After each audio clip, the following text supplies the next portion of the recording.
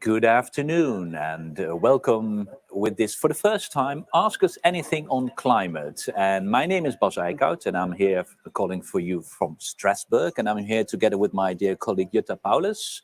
And Hi. over there in Brussels, we have our dear colleague Marie Toussaint, who needs to be in Brussels because you have to do negotiations tomorrow, isn't it, Marie? Exactly. Hello. Exactly. So negotiations on energy infrastructure, and this already gives you a bit of a feeling that you can ask anything, and we are here to provide you with our answers. So it will either be Jutta Paulus, we will give the answers, and it will be Jutta Paulus or Marie Toussaint or me, Bas Eickhout. We will all help you with the different answers. And of course, it can be on the package that will be released this week. It will be kind of the second package that this commission is going to release, a legislative package of the Green Deal, and mainly focusing on housing, on transport, and on energy. The very important sectors where we need to reduce our emissions as well. But of course, any other question that is ongoing right now, feel free to ask and we'll help you. So I will now go straight to the different questions that are there. And the first questions I see is people complaining that we were not punctual enough. So I'll take that. So good to see you all. Let's see. I would say don't hold back on the different questions. We also had some questions that came in before, and maybe I will first hand a question to you, Marie, because there was one of the questions which was, and I know you are quite active on that. So because the question was, what do we think of ecocide, and are we in favor? I think that is an easy one for you, isn't it? Yeah, I guess it is for me. Well, we are not in favor of ecocide in itself, those grievous crimes against the planet. We're in favor of recognizing, condemning them, and as such, preventing them.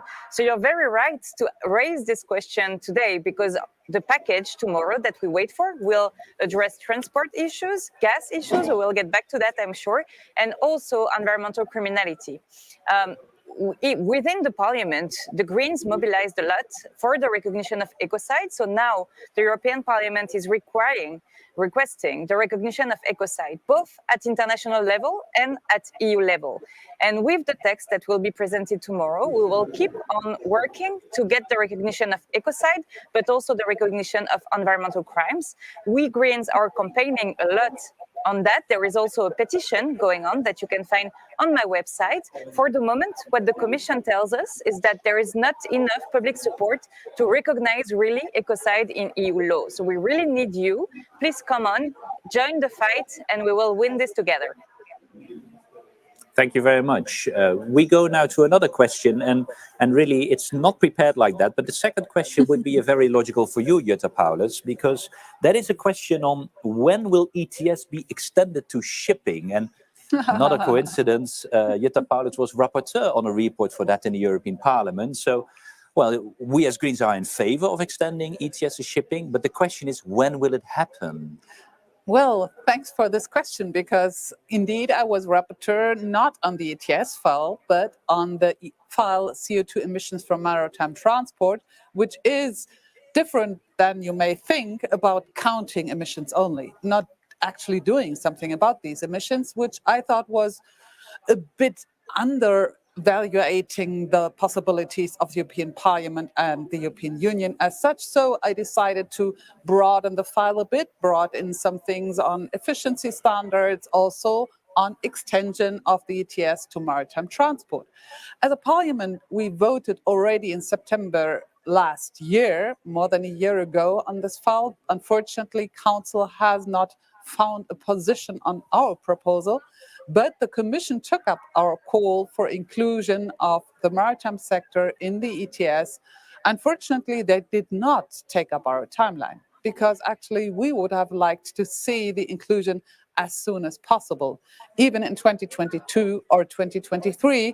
But now Commission says, well, we must give the sector more time to adapt to buying certificates. We have to find out more about the emissions. Well, we have a database for the sector which came into force in 2018. We have collected data for 3 years now. We know exactly how much emissions are coming from the maritime sector. So, of course, we as Greens will try to improve the Commission's proposal, which wants to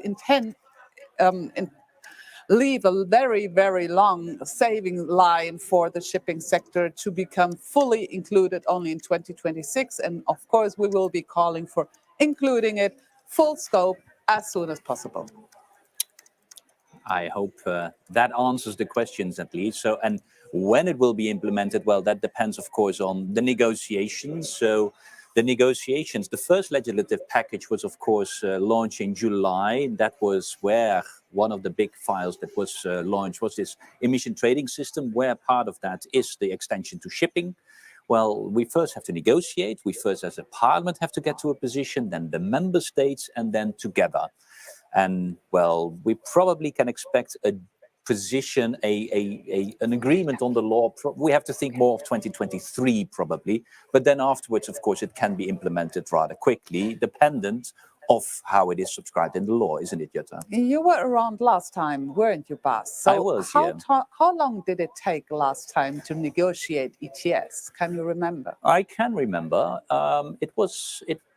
It was within relatively quickly, to be very honest. So it was, I think, within 2 years. I mean, of course, people feel like that's very long, but be aware, this is putting a carbon price on the entire European industry. So it will have a huge knock-on effect for our entire industry.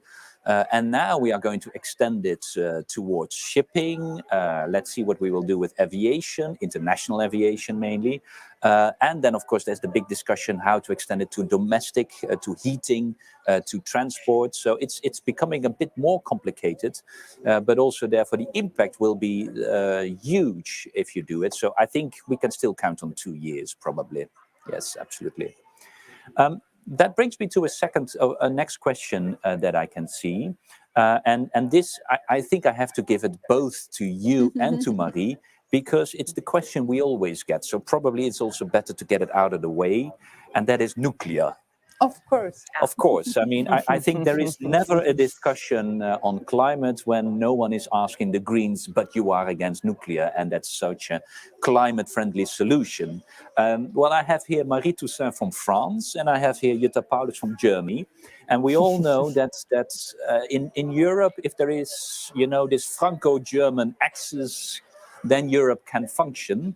But on the Franco-German axis of nuclear, there are some different opinions. But fortunately, that is lesser the case with the Greens. But I think it's good that you both answer that, also coming from two totally different contexts on nuclear energy. So maybe let's start with Brussels, where Marie from France is, and not in Strasbourg. Thank you, Bas, and thanks for this question. Of course, France is a good place to talk about nuclear, or a bad place, it depends, because France is the hotspot of nuclear lobby, right? This is from France that we're sending nuclear plants all over the world, and this is in our country, unfortunately, that we need to lead this fight against nuclear power. We were talking a bit before about ecocide, those gravest crimes against the planet. And the first thing I want to say about nuclear is that it's such a dangerous kind of energy. I mean, this is the only energy with which we risk so many lives at the same moment, right? So we saw the ecocides, these grave accidents of Chernobyl and Fukushima, and we saw that it is endangering the safety of many human beings and also of many ecosystems. And this is what we need to keep in mind when we talk about nuclear.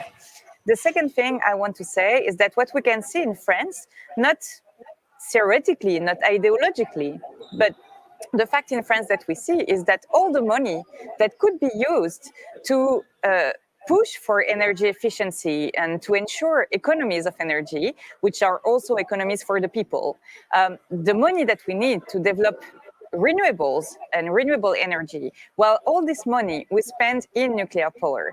And this is now what we want to do also with European money. So when we talk about putting nuclear inside of the taxonomy, we don't only create an alliance with Hungary, Poland, and other pro-gas countries, but we also push for an energy that is actually more expensive than renewable energy, more dangerous, as I said in the first place, and we use this money to develop a kind of energy that prevents us from really developing renewable power.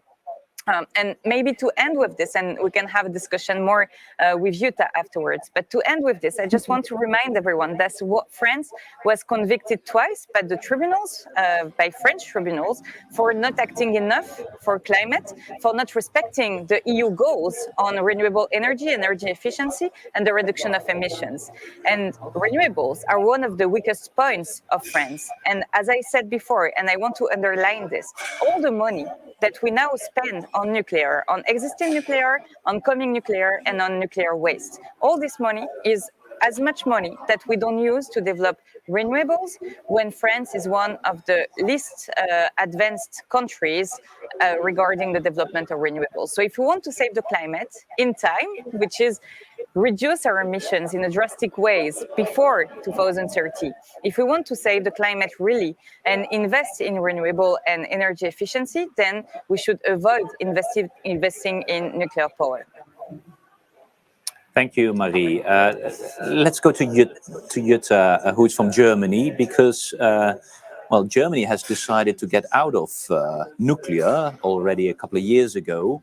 But of course, being the devil's advocate, then some people say, well, yeah, but they're stuck to coal. So for the climate, that's not much better. So why are the German Greens so vehement against nuclear? And what kind of impact did that have on the coal debate in the country, maybe to have that element as well?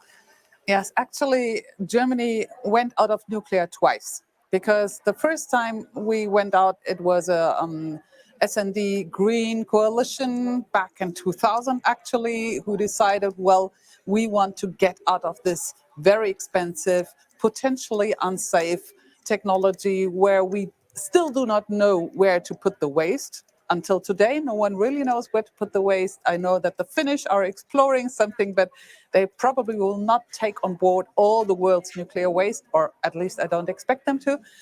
And nuclear has always only been economically viable with a huge amount of state subsidies, be it for research and development, be it for taking over insurance, because you don't have to insure a nuclear power plant because you wouldn't find an insurance company to do so. Then we had, after that first nuclear exit, Germany decided to build up renewables, which went pretty well. Then a conservative coalition came and said, well, let's undo the nuclear exit because we are thinking that they should have more profit from their investments, and also we could act better on climate if we left the nuclear plants running. No one was talking of coal exit at that time. In 2011, I had one of my very first green energy group meetings where the very first agreement was drafted for the Green Party to go for a coal exit. No one else was talking about it. So saying you should have decided back then to get out of coal, that's ahistorical, because that debate was not on. After Fukushima, a lot of people in Germany said, okay, maybe we should have stuck to the nuclear exit in the first place. And so Angela Merkel did another 180 degrees turn and said, okay, I'll follow the line of the people. The thing is that the nuclear power, which was not brought to the grid after the exit, was replaced by new renewables.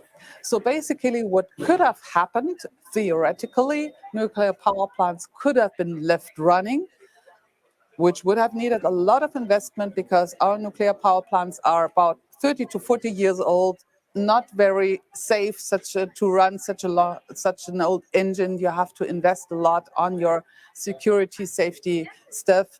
And then you could have taken the coal off the grid earlier. But you would have had the exact same debate as we're seeing now about workers that need a perspective, about regions that need a perspective, about money that has to be spent for those regions. There has to be a development of the potential of the region. So you would have taken this debate more to the past from the view today. But the other debate, which we're leading in Germany right now, is where are we going to put the nuclear waste? because funnily, ever since we started our first reactor in the 70s, we haven't yet found a place where to put it. And several years back, a law was passed saying, okay, we will start the search from anew, because back in the 70s, the former government had found a very nice place away from a lot of people, close to the former German border. So they thought no one would be interested, but people were interested, funnily, and there was a lot of protest. So now we are starting this search anew with a lot of participative processes, and probably will have our repository, a nuclear repository, in 2050. So we'll have another 30 years of nuclear waste being stored above ground, waiting for the repository to be built, and of course being a safety issue. Because every terrorist knows, oh, I just have to capture a plane and crash it into one of these above ground repositories, and then Germany will have a problem. I was wondering how this is solved in France, actually, Marie. Well, Marie, you got a question there from Jutta. We go a bit off script here. We go a bit off script here. Yeah. Yes, sorry. No, it's all fine. But I think that you, Bas, are a wonderful moderator. But maybe you should take a question as well. But I'm just saying it like this. But yeah, in France we have this issue about safety of nuclear plants, as I said a bit before, and also safety about waste. And we are right now in a backhand somehow with nuclear waste. We want to bury under the ground some waste that will be dangerous for thousands of years, and we want to lock it down under the ground in a storage that would be closed for years. And we are trying to define how will we alarm future generations about what's under the ground, right? With this very dangerous nuclear waste. So the tries that we had with art contests, and one of the solutions that was found was to have, I have to find the word in French, I'm sorry, but a cat that would be painted in blue, you know? So that was one of the solutions. I'm trying to find the right word, and I'm not finding it, of course. So, but you know, the cats that would shed light when it's on the top of the nuclear waste storage. Yeah, you have to imagine that this cat will live in 1,000 years also, and it will still keep lightning when it goes on top of the storage. And this is serious. This is not an anecdote. This is not a fun fact. This is a really serious way for the government to defend the fact that we bury this very dangerous waste under the ground. And we have other issues with waste. We're trying to enlarge some storage capacity for a bit less dangerous waste. And we are also shipping nuclear waste to Siberia in Russia. So we have all those issues going on. And the problem in France is that we don't really address all those issues. There is like decades, more than 50 years lobbying from the nuclear power and from the states not to tell all the truth about nuclear to France. So this is also why we need the European Union to be here and to shed the light on what's real about nuclear power. And I know this is an issue for all the people who defend the climate and who think really that nuclear power can help us. But if we really look at what's behind the idea of nuclear power, then we see that it's far more dangerous than what we think it is, and that it's very less useful to the fight against climate change than what they want us to think it is. Meanwhile, in the chat, there's quite some discussion on nuclear ongoing. I leave that to be very honest, because there are many other topics that needs to be addressed. But I think the nuclear discussion is going to stay a bit longer with us, and that you can already see in the chat. So everyone with an opinion on it will express it for sure. It's always a very interesting discussion where we get the debates on. But at least this is from a German and a French perspective, from a green German and a green French perspective on nuclear, it's quite aligned, which I cannot say is true for the countries in government for now. But to be continued for sure.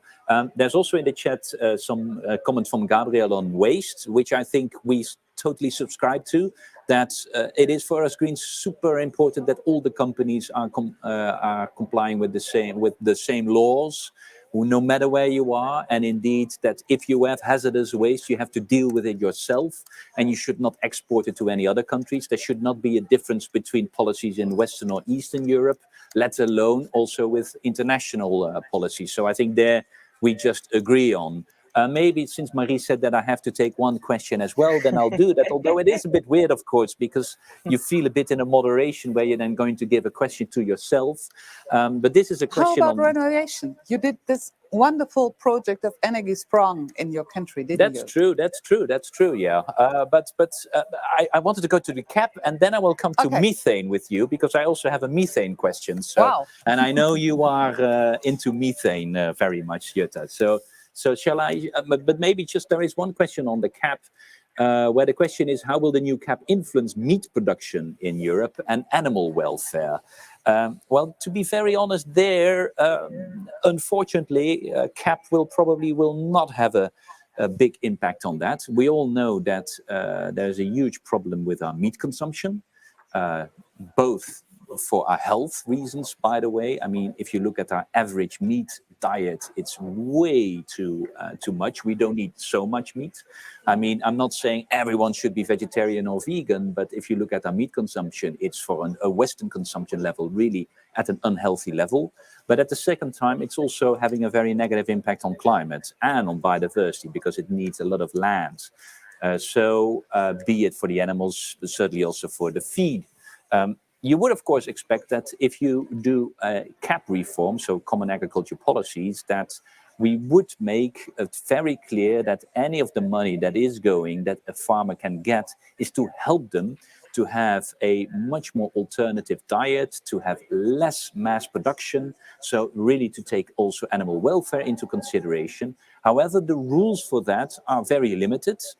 There is, of course, a potential where you can deal with animal welfare. There's 30% of the budget of the CAP, of the Common Agriculture Policy, can go to animal welfare, but it's not obligatory. So you have a huge menu where you can choose from, and animal welfare is just one of them. So whether really European money will be used to improve animal welfare and to lower mass production in our agriculture system is totally unclear and very unlikely. Also because the big amount of the money is still going to income support, and there's still the push, the more you produce, the more you earn. So in that sense, there is still a systematic in our current CAP that is driving further large-scale farming, unfortunately. This is also one of the reasons why we Greens in the end voted against the CAP reform, because in our knowledge, the CAP reform that was agreed in October is not a green CAP reform, unfortunately. I think that's on the CAP. Then Jutta Paulus, I promise you, there's also a question on methane. Well, to put it more broadly, there is a question on tomorrow's package that will be published. And the question is, will the EU finally act on other fossil gas emissions than CO2? I translate that into methane because one of the proposals will be on methane. So what will be in that proposal, and will you be happy?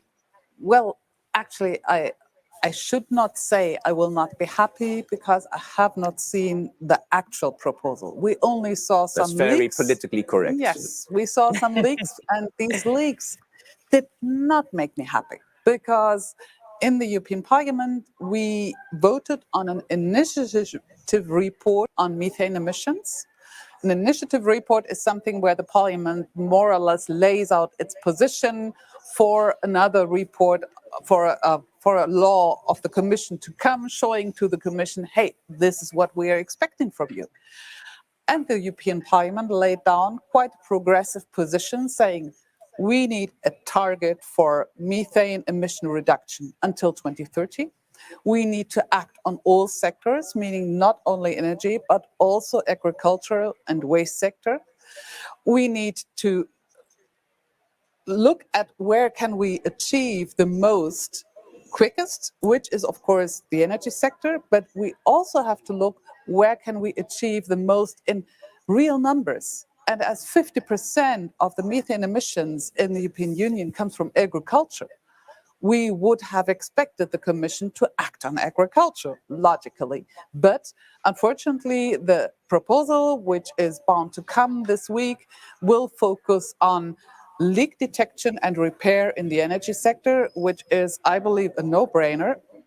I think it's pretty funny that you were allowed to leak a gas like this into the environment just like that. And they will focus on having a monitoring, reporting, and verification system, meaning they will start counting emissions. Well, counting emissions will not necessarily reduce emissions. So basically, the principal calls from the European Parliament: set targets, make ambitious rules, include all sectors, look also at difficult issues. For example, we have abandoned coal mines in the European Union, which were abandoned in the 30s, so last century, and they have no owner. No one will close these mines and look after the methane emissions from these mines. So we need a fund on European level which looks after all those legacies, because no one will do so otherwise. For example, Poland will say, well, it was a German mine in 37, so it's not our business. Germany says, well, but it's Polish territory. It's not our business. So this mine will keep on spewing methane for the next 80 years if we don't do anything about it. So what the Commission wants to do now, as I said, they want to count a bit, they want to make some amends to leak detection and repair, but they will not act on imports. And that's the most important levy that we have for the worldwide situation, because the EU is one of the biggest oil and gas importers worldwide. And if we would send this signal to the importing companies saying, hey, we will buy your oil and your gas as long as we need to, but we will only buy from those that will look after their methane emissions in the producing countries. And there, I'm not sure whether the Commission will do the leap, because last when I talked to them, they were more like, we shouldn't put too much pressure on those suppliers because we experience high prices already and they might become angry. But as you said, the proposal is not out yet. Probably on Wednesday is it going to be published. So, well, let's see whether they're still listening in on this one. I'm being told that we already are almost at the end. So I think I will have one final question for you, Marie, because in the chat, someone is asking, what is the take on driving gray hydrogen out of the industry?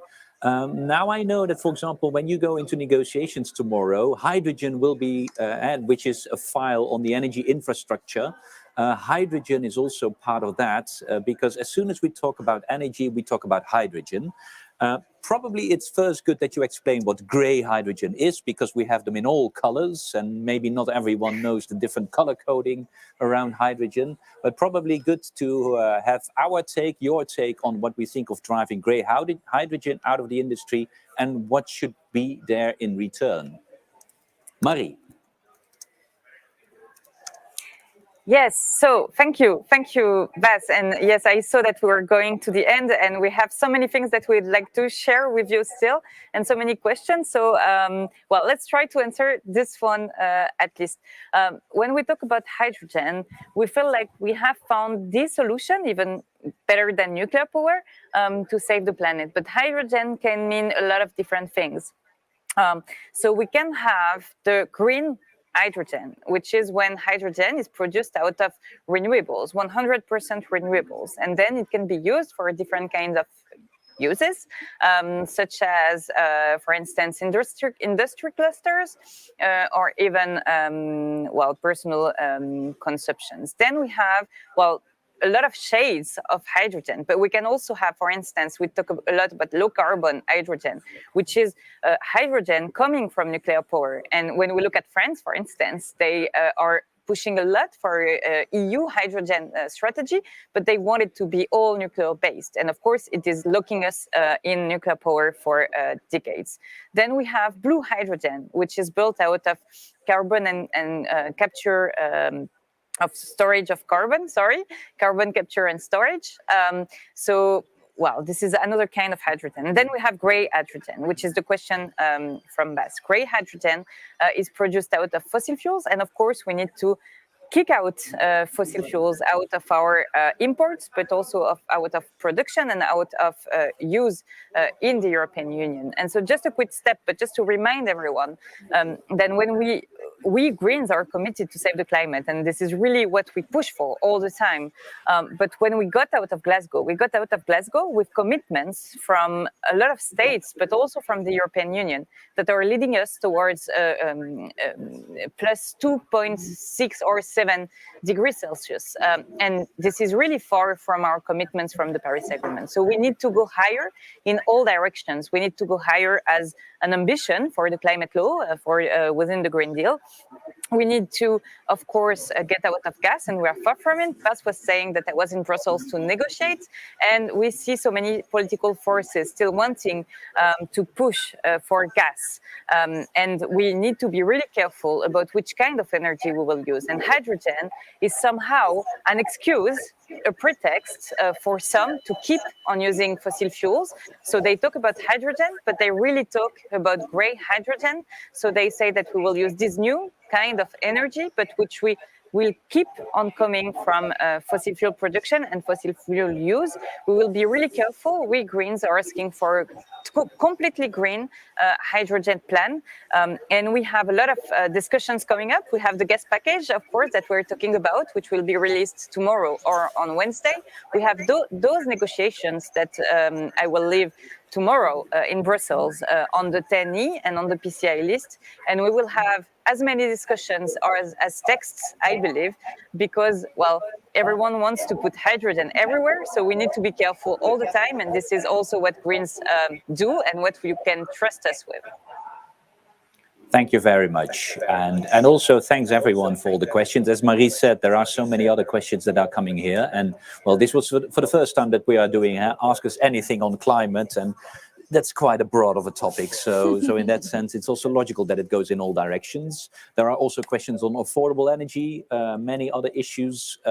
Indeed, on the proposals that we can expect on transport, there will be communications in improving our train connections within Europe. There will be a proposal on the energy performance of buildings, which is a very important one. If you talk about the affordability of energy, of course, we need to make sure that we are less using energy inefficiently. So there's still a lot to be expected to be published, but there's also, and this is very important, everything that the European Commission is presenting is only the start of a legislative process where member states need to agree and the European Parliament will have to agree. So in that sense, all the proposals that are being mentioned or will be forthcoming, like the methane proposal that Jutta Paulus talked about, will be the start of a legislative procedure where in the end, let's see when a parliament and the member states are getting to a deal, where Marie will try to close off a deal tomorrow evening in Brussels on the energy infrastructure. And as you said, the PCI list, which means a project of common interest, which is kind of where will European money go to the big energy infrastructure projects. So also quite important to have these kind of negotiations because it determines the future of our energy system in Europe. And that's what we as Greens, of course, want to drive towards renewables and an efficient renewable energy system. With that, I thank everyone here. I thank, of course, Jutta Paulus here in Strasbourg with me. I thank you, Marie, Toussaint over there in Brussels, and good luck tomorrow. And I thank all the viewers for watching this. And I'm quite sure we will do another asking session quite soon because Ask Us Anything on climate is quite something. Thank you very much. See you next time. Stay healthy, stay safe. Ciao.